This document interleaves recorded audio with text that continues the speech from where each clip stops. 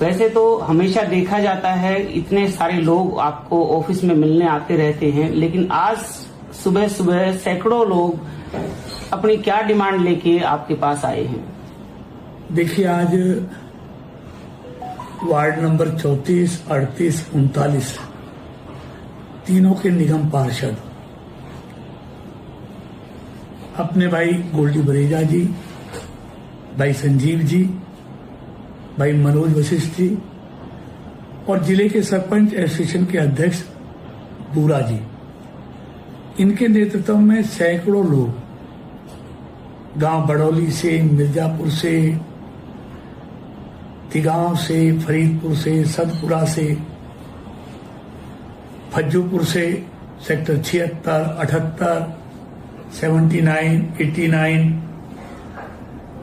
इस सब इलाके के लोग गांव से, सेक्टरों से, कॉलोनियों से अपनी दिल्ली बड़ौदा बॉम्बे हाईवे पर एक एंट्री एग्जिट की डिमांड को लेकर मुझसे मिले हैं।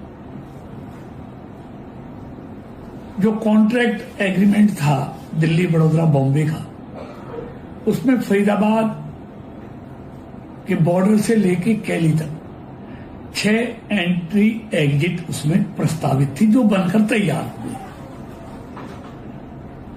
लेकिन उस समय की आबादी के हिसाब से ये उस समय का कॉन्ट्रैक्ट एग्रीमेंट था।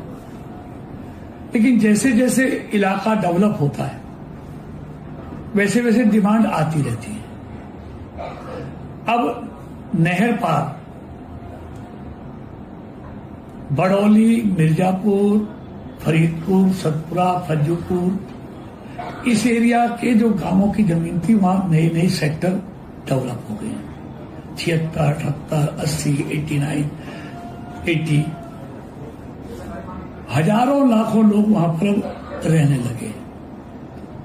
अब उनको दिल्ली बड़ौदा बॉम्बे पे एंट्री एग्जिट करने के लिए या तो 14 सेक्टर आना पड़ता है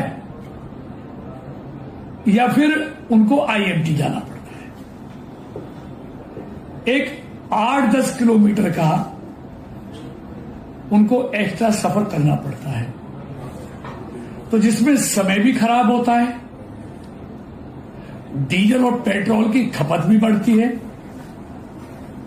तो इससे नेशन का, राष्ट्र का नुकसान है और जो पर्यावरण है वो भी दूषित होता है ट्रैफिक से।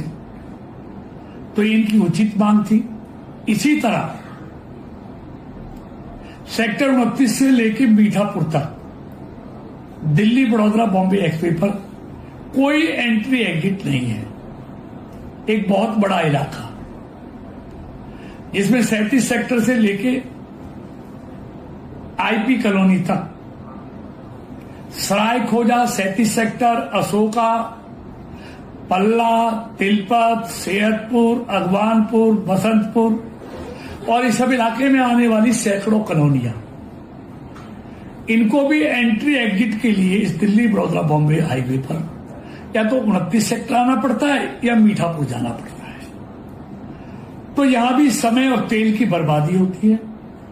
इनकी भी एंट्री एग्जिट की मांग थी बहुत लंबे समय से। तो इन दोनों मांगों को लेकर ये लोग आज मुझे मिले हैं। मैंने उनको विश्वास दिलाया है, एनएचआई के अधिकारियों से बात की है, उसकी फिजिबिलिटी चेक कराकर निश्चित तौर पर इस इलाके के लोगों की इस समस्या का समाधान हम कराएंगे।